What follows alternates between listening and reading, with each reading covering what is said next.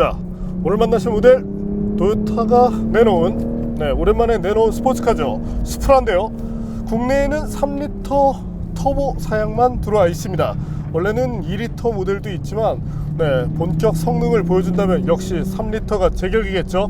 또한 초기 모델과 달리 출력을 올리고 왔기 때문에 여러가지 부분에서 상당히 기대가 됩니다. 도요타의 전설적인 스포츠카 2000 GT의 실루엣, 이런 정신을 담고 돌아왔다는 수프라, 과연 어떤 매력을 보여줄지 잠시 함께 느껴보시겠습니다.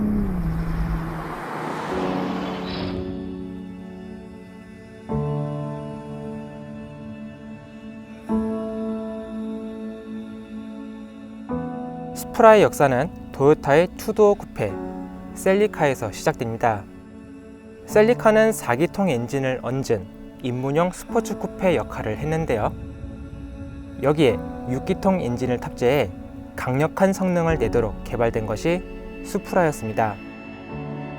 1981년에 나온 수프라는 세계 최초로 내비게이션 컴퓨터를 탑재했는데, 이것 하나만으로도 도요타가 얼마나 수프라의 공을 들였는지 알 수 있습니다.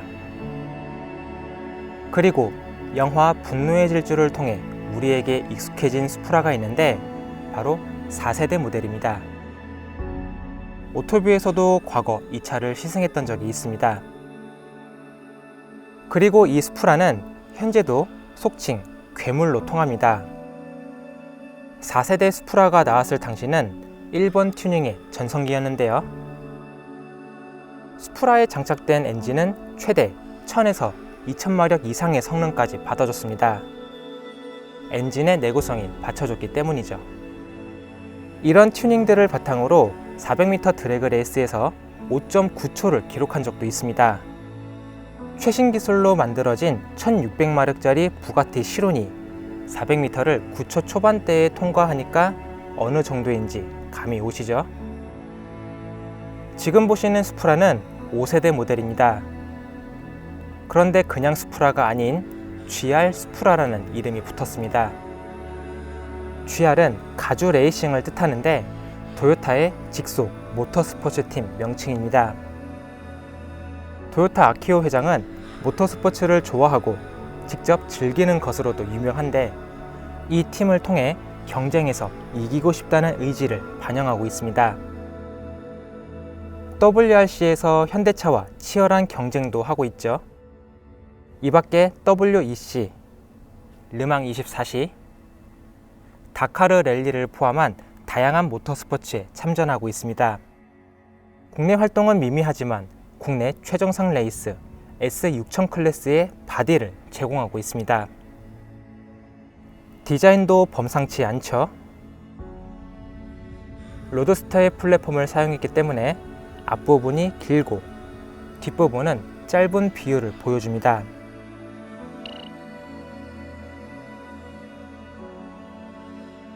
특히 FT1 컨셉 디자인 대부분이 반영됐다는 점이 특징입니다. 고성능 모델답게 전면부 넓은 영역은 공기 흡입구를 갖고 있죠. 더블 버블 루프 형상을 갖고 있는데 2000 GT의 디자인을 계승한 것입니다. 이후 마츠다의 RX-7을 비롯한 다양한 모델에서도 이런 디자인을 썼었죠. 후면부에는 트렁크 일체형 스포일러가 갖춰졌으며 대구경 머플러, 디퓨저, 보조 제동 등을 범퍼 하단에 위치시켰습니다. 실내는 익숙하죠. 많은 부분을 BMW G4와 공유했기 때문인데요. 버튼이나 다이얼을 비롯한 다양한 디자인들이 그렇죠. 2인승 구조를 기반에 둔 만큼 운전에 집중하도록 신경을 썼습니다. 특히 시트가 인상적인데 일상 주행은 물론 트랙 주행까지 겸할 수 있도록 새로 개발됐다고 하죠. 나머지 공간도 확인해 보겠습니다.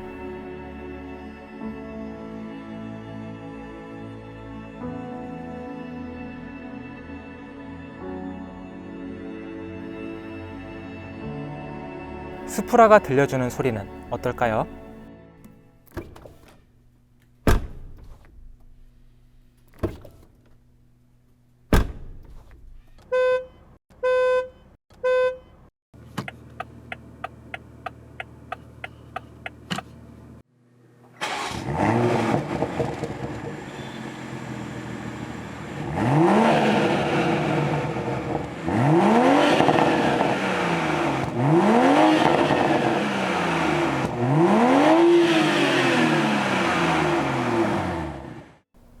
달리는 데 초점을 맞췄지만 최신 모델답게 ADAS도 탑재됐습니다. 자동차와 보행자, 자전거까지 감지 가능한 전방 추돌 경고 및 긴급제동, 어댑티브 크루즈 컨트롤, 차선 이탈 경고 및 보조, 사각 및 후측방 경고, 오토 하이빔 등의 기능을 갖췄는데요. 차로 유지 기능도 있으면 좋겠지만 스포츠카로는 좋은 수준의 안전 사양이죠. 수프라는 5세대까지 발전해 왔지만 직렬 6기통 엔진 사용만큼은 계속 유지해오고 있습니다. BMW의 기술력까지 받아들인 GR 수프라가 일본을 대표하는 스포츠카로 인정받을 수 있을지 확인해 보겠습니다.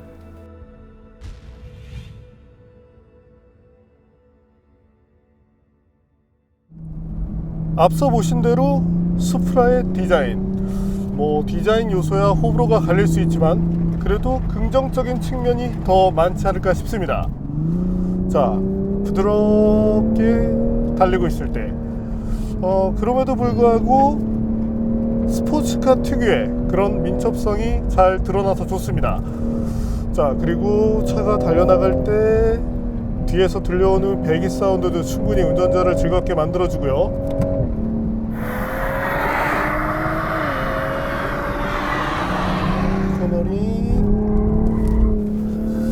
일단 리어 쪽 현재처럼 코너를 돌고 있을 때 살짝 리어가 빠지는 그런 모션이 나와줍니다. 로드스터를 기반으로 만들었기 때문에 휠베이스가 긴 편은 아닙니다. 하지만 이런 특성이 조금 더 빠른 코너링에 도움이 되곤 하죠. 빠르게 전개되는 리어 축 움직임에 대한 제어, 여기서 부담을 느낀다면 아쉬움이 되겠지만 후륜 제어에 자신 있으신 분이라면 이 특성을 더 좋아합니다. 자, 현재도 기본 성향 자체는 약간 언더스티어 혹은 뉴트럴로 맞춰놨지만 후반에 가서 리어 쪽이 밀려나가는 이런 모습을 볼 수 있습니다. 현재 같은 상황도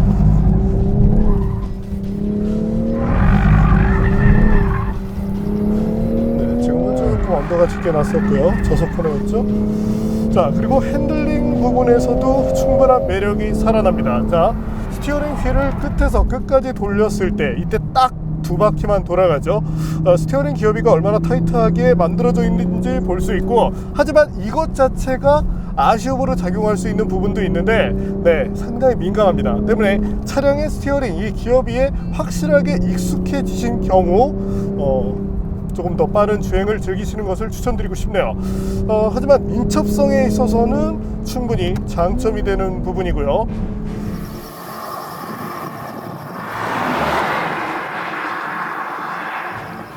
타이어는 미쉐린의 파일럿 슈퍼 스포츠가 쓰였는데요. 후속 모델 PS4S도 있지만 마른路面에서의 성능은 PSS가 더 좋은 것으로 알려져 있습니다. 현업에 계신 연구원분들이 직접 평가한 내용을 공유해 드리는 것이고요. 전륜에 255, 후륜에 275mm를 쓰는데 차체 사이즈를 감안하면 충분한 사이즈입니다. 덕분에 여유로운 그립을 얻을 수 있었고요. 자, 다른 것보다 스티어링 이 조작에 따라서 상당히 날카롭게 다분히 스포츠카를 타는 그 매력을 확실하게 느낄 수 있는데 카운터가 들어가는 부분에 있어서도 조금은 주의할 것이 차량의 모든 것들이 상당히 날카롭게 다듬어져 있습니다. 자, 차량 생산은 오스트리아 그라츠에서 하고 있죠.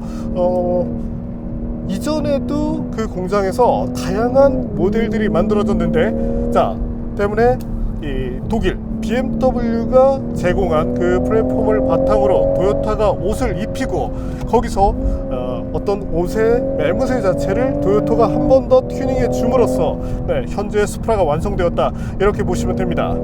하지만 실내에서 보여지는 이런 것들은 역시 BMW의 흔적이 잘 나타납니다. 자, 그래도 가속 페달을 부드럽게 밟아줄 때 이 리어가 살짝 움직여주면서 운전의 재미를 조금 북돋아주고 있고요. 그리고 타코미터가 크게 배치되어 있다 보니까 이 차에서 필요한 건 사실 속도보다는 엔진 회전 영역이죠. 여기서도 장점은 잘 살아나고요. 자, 그럼 궁금해하실 발진 가속 성능 한번 볼까요?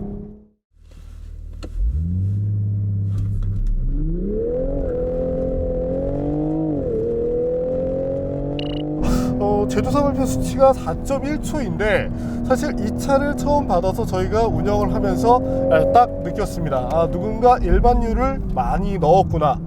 그 때문에 토크감이 지금 많이 떨어져 있는 상태고요.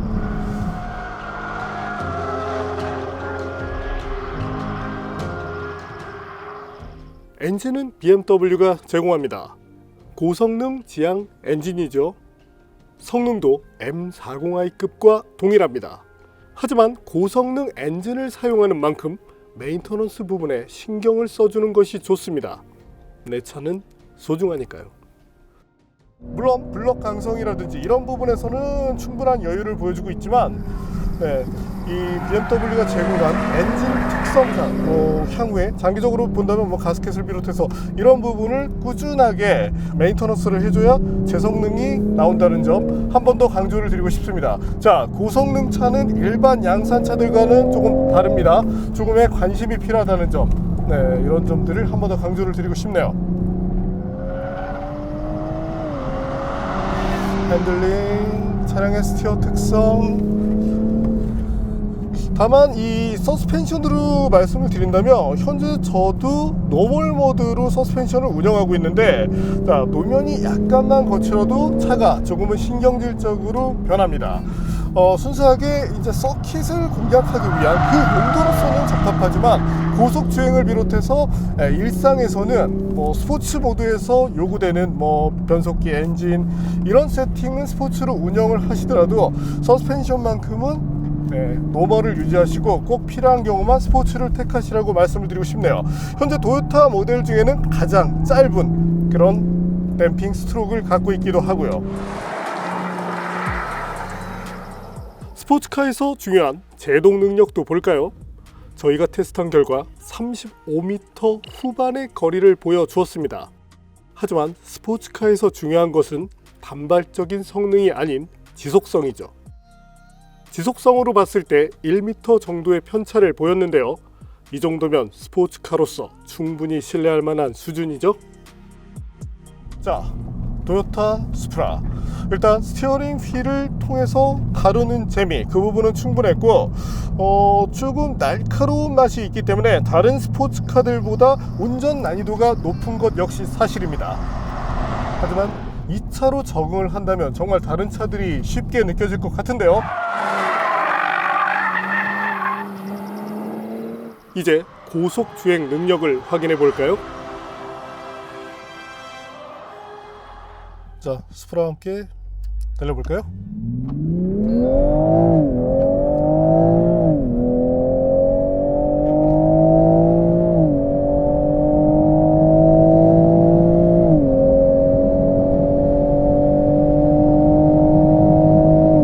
자, 뱅크 구간을 지나가니까 잠깐 속도를 줄여보겠습니다. 고속까지 도약하는 능력은 출력에 걸맞은 정도인데 그 가속대, 이때는 약간 토크감이 부족한데 앞서 말씀드렸다시피 연료 이슈가 있는 것으로 생각이 되고요.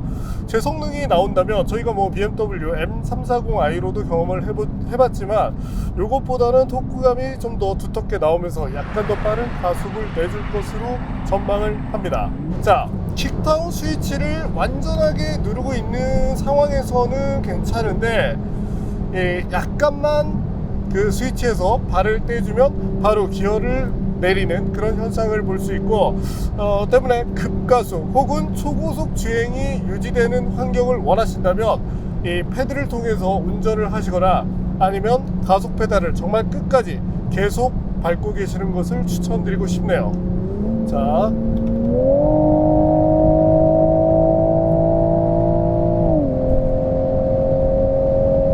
아무래도 측면풍이 불다 보니까 약간 불안한 그런 점들이 느껴지긴 하는데 그래도 시속 200, 한 4-50km까지는 무난하게 달리는 능력을 보여주고 있습니다. 자, 그리고 고속에서 브레이크를 제어할 때 현재 상황이 그렇죠. 네, 이때도 브레이크 시스템 조금의 떨림도 없이 잘 버텨내는 능력을 보여주고 있고요. 그리고 약간의 조작만으로도 스티어링 휠, 이 조작만으로도 차량의 프론트 쪽이 민감하게 움직이는 만큼 고속 주행 때 당연한 얘기겠지만 급조작은 삼가시는 쪽이 좋습니다. 때문에 돌발 상황을 가급적 맞이하지 않도록 주행하는 것을 추천드리고 싶고요. 자, 고속 주행을 할 때 그래도 프론트 쪽은 어느 정도 안정감을 보여줍니다. 실제로 국내에서 가장 레이스의 최고봉이라고 불리는 S6000 클래스, 이전보다 달라진 점, 자, 바디를 바꿨죠. 그러고 나서 시간이, 랩타임이 조금 더 빨라졌다고 얘기를 하는데 아무래도 현재와 같은 디자인이 조금 더 유리하긴 합니다. 자, 앞서 제가 이 수프라라고 했을 때는 대형 윙이 정말 상징적인 가치를 보여주는 그 부분이다 라고 말씀을 드렸는데 하지만 현재 상황으로 놓고 본다면 리어 쪽에 대한 그런 불만은 전혀 없네요. 환경을 바꿔 일반 도로에 나와봤습니다. 하지만 그 전에 고속주행에서 빠뜨린 부분 하나를 더 얘기해 드릴 텐데요. 자, 저희가 테스트했을 때 뭔가 좀 불안감이 느껴진다고 말씀을 드렸는데 그 이후에 다른 촬영 때문에 제가 고속 주행을 하고 있을 때 이때는 탑 스피드를 봤거든요. 현재 스프라의 탑 스피드는 시속 250km 정도고요. 여기서 전자 제한이 됩니다. 스피드미터 상으로는 260 정도에서 끊어지도록 되어 있는데 측면풍이 많았을 때 이때는 좀 불안해지지만 일반적인 상황, 우리가 만날 수 있는 보통의 상황에서는 그런 불안감이 없는 안정감을 충분히 전한다, 이렇게 봐주시면 됩니다. 자, 현재처럼 로드 주행을 하고 있을 때 서스펜션은 의외로 편안합니다. 댐핑 스트로크가 짧은 편이긴 하지만 스포츠카의 범주에 놓고 봤을 때는 충분히 타협할 만한 수준이고요. 다만 향후에 댐핑 컨트롤 단계를 조금 더 넓혀줄 수 있다면 소비자들이 다양한 환경에서 쓸 때 만족감이 좀 더 높아지겠죠. 엔진은 직렬 6기통을 씁니다. 이건 2000 GT부터 써왔던 전통적인 것인데 BMW 엔진을 쓰면서 자연스럽게 직렬 6기통 방식을 고수하게 됐고 배기량은 3.0L를 갖고 있죠. 최고 출력은 387마력, 최대 토크 51kgpm를 낼 수 있습니다. 엔진 회전수는 수동 기준으로 최대 7000rpm 전후를 사용할 수 있는데 자동의 경우는 6500rpm을 넘어가면서부터 시프트 업이 되도록 되어 있고요. 변속기는 GF 8단입니다. 자, BMW가 자랑하는 스포츠 8단 변속기가 그대로 적용되어 있어서 스포츠 모드에 설정이 되어 있을 때 이때 조금 더 박진감 있는 퍼포먼스를 보여줍니다. 쉽게 말해서 조금 더 빠른 변속이 이루어진다는 것인데 가속을 할 때 분명히 도움을 주는 부분 중에 하나죠. 기어비도 적당한 편이고 특히 저속에서 충분한 토크를 만들 수 있도록 세팅이 되어 있는 만큼 드리프트를 즐긴다든지 이런 오너분들께도 충분한 만족감을 드릴 수 있을 것 같고 고속 주행을 하더라도 각 영역에서의 답답함은 나타나지 않습니다. 좋은 파워트레인 그리고 이상적인 스포츠카의 셋업 능력이 만나서 상당히 마음에 드는 주행 능력을 보여주고 있는데요. 연비도 좋았습니다. 공식 발표 수치는 평이해 보이지만 고속도로를 달렸을 때 리터당 16km 정도를 달릴 수가 있었습니다. 제 차보다 월등히 좋은데요. 진짜 월등히. 정숙성 측면으로 놓고 봤을 때는 약간의 아쉬움이 들 수 있습니다. 자, 아이들에서의 사운드는 분명히 좋은 내용이죠. 반면 주행을 하고 있을 때 이때 머플러에서 발생시키는 약간의 부밍이 있습니다. 자, 이와 같은 스타일을 좋아하시는 분들 분명히 계실 거예요. 특히나 튜닝 머플러를 선호하시는 분이라면 수프라가 내는 배기 사운드에서 충분한 만족감을 표하실 수 있을 것 같은데 이와 같은 사운드를 즐기지 않으시는 분에게는 조금의 소음, 어떤 노이즈로 다가올 수 있겠습니다. 그래도 사운드는 듣기 좋지 않나요?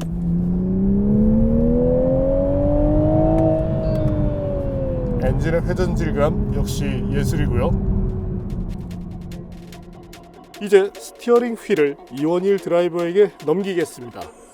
자, 과연 GR 스프라가 서킷에서 얼마나 빨리 달려줄지 한번 볼까요?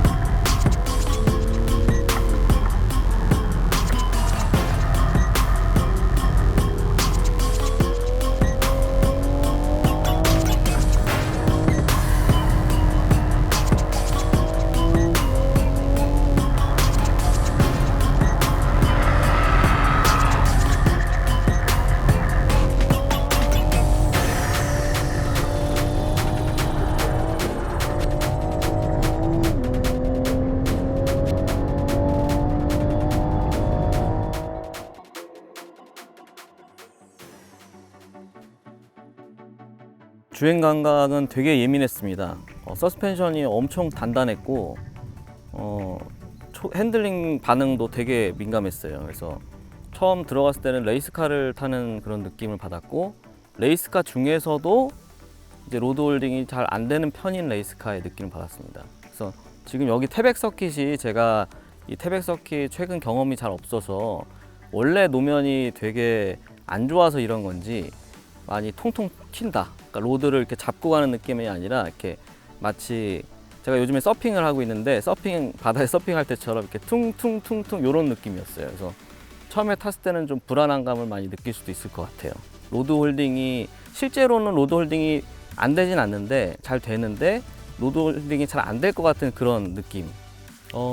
천천히 탈 때는 주행 난이도가 좀 낮은 편이에요. 왜냐면은 민감하게 스티어링도 잘 반응을 해주고 차도 되게 잘 움직여주고 하니까 낮은 속도로 탈 때는 오히려 되게 쉬운 느낌을 받았습니다. 타면서 좀 아쉬웠던 점은 서킷에서 탈 때는 이제 헬멧을 착용을 하고 주행을 하는데 헤드레스트가 보면은 이게 헤드레스트 일체형이에요. 그래서 헤드레스트가 약간 이렇게 지금 되어 있는데 헬멧을 안 썼을 때는 되게 좋은 포지션을 유지할 수 있는데 헬멧을 쓰면은 약간 거북목성 이렇게 타다 보니까 시트를 좀 많이 눕혀서 탔어요. 그래서 그게 좀 아쉬운 점.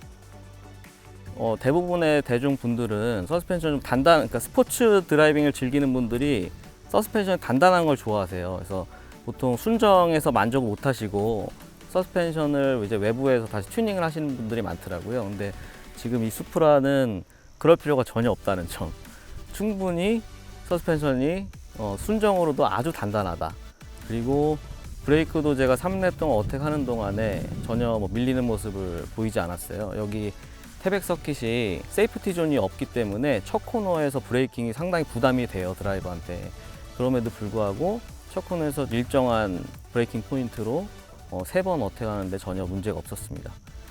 제가 BMW 상당히 좋아하는 브랜드고요. 제가 예전에 M4를 탔었고 292 M3부터 282 M4 다 오너 드라이브를 했었어요.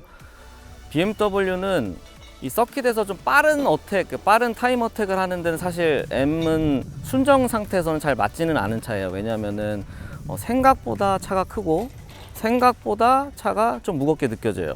그리고 파워를 쓸 때는 생각보다 드리프트성으로 차가 계속 뒤가 미끄러지는 그런 특성을 보이거든요. 그래서 되게 예민하게 다뤄야 되고, 이거는 지금 순정 상태에서도 되게 그런 드리프트성으로 차가 잘 가질 않아요. 오히려 되게 그립으로 되게 이렇게 밑으로 달라붙으면서 롤과 피칭 둘 다 억제가 되어 있어서 오히려 레이스카에 더 가까운 그런 움직임을 보여줍니다. 오히려 저는 지금 BMW 다른 모델들보다 이 서킷에서 타임 어택, 이렇게 스포츠 드라이빙을 하는 데는 더 맞는 차로 저는 판단이 됩니다.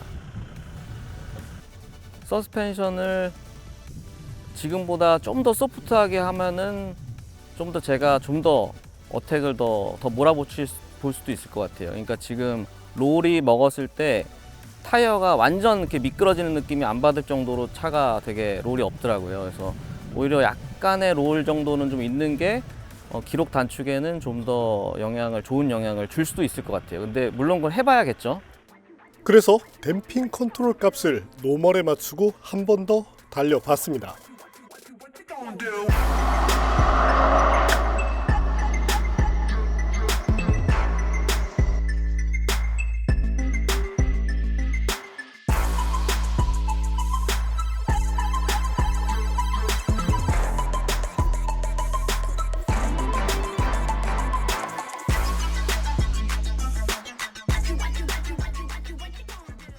서스펜션을 제가 노멀 모드로 한번 다시 들어가 봤거든요. 그런데 이게 노멀과 스포츠의 차이가 되게 크네요. 스포츠로 탔을 때는 너무 단단한 게 아닌가 그런 느낌을 받았는데, 이 노멀 모드로 타니까 이 자리 잡는 시간이 오래 걸리다 보니까 엑셀 밟는데 시간이 좀 오래 걸렸고, 그리고 코너 진입할 때도 안쪽 바퀴에 이제 그립이 좀 떨어졌어요. 그래서 아까 탔을 때보다 그 속도로는 코너 진입하기가 힘들었다. 그래서 랩타임도 역시 결과적으로 1분 4초대 중반 정도, 그 정도가 계속 나오더라고요. 이 지금 모드의 차이가 상당히 큰 것 같습니다. 보셨나요? 노면이 거친 태백 서킷 특성상 조금 튀는 경향이 있었지만 모든 셋업을 스포츠 모드로 놨을 때가 더 빨랐습니다. 인제나 영암 서킷은 상대적으로 노면이 더 좋기 때문에 스포츠 모드에서의 진가가 더 커질 것으로 전망합니다. BMW는 운전 재미에 충실한 모델이죠. 그 지향점에 맞춰 많은 것들을 조율해 왔고요. 반면 수프라는 BMW가 제공한 플랫폼을 기반에 두고 순수한 빠르기로 접근한 것이 특징이었습니다. 운전자의 취향에 따라 익스트림 타이어를 쓴다면 더 빨라지겠죠? 다수의 스포츠카들이 GT 성향으로 접근하고 있는 것에 반해 전통적인 퓨어 스포츠카로 접근하고 있는 것, 그것이 현 세대 스프라라고 봐주시면 되겠습니다. 네, 오늘 만난 토요타 스프라, 역시 매력적인 것들을 잘 보여주었습니다. 자, 포르쉐 라인의 카이맨 그리고 막스터가 있다면 BMW의 G4 그리고 토요타 스프라가 같은 역할을 해내고 있다고 봐지는데요. 운전의 난이도 측면에서 놓고 본다면 스프라가 약간 더 높습니다. 최근 포르쉐 어찌 보면 기술의 발달 때문인지 조금 더 편하게 운전할 수 있는 환경을 제공해주고 있거든요. 반면 스프라는 전통적인 스포츠카가 보여줘야 될 그런 요소들을 충분하게 넣어놨기 때문에 스포티한 운전을 지향하는 분들, 특히 재미난 운전을 배우고자 하시는 분들께 충분한 만족감을 드릴 수 있을 것으로 예상을 합니다.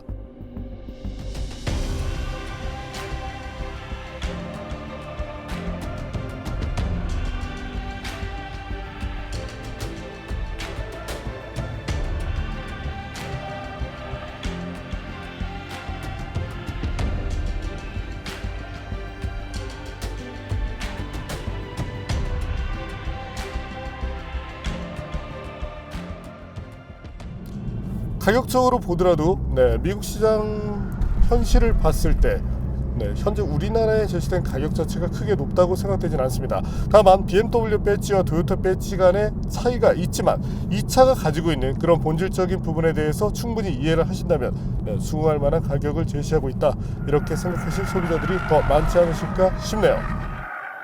네, 오늘은 스포티한, 최근 GT카가 너무 많은데 그 중에서도 스포티한 그런 퓨어함을 잘 살린 토요타 스프라를 만나봤습니다.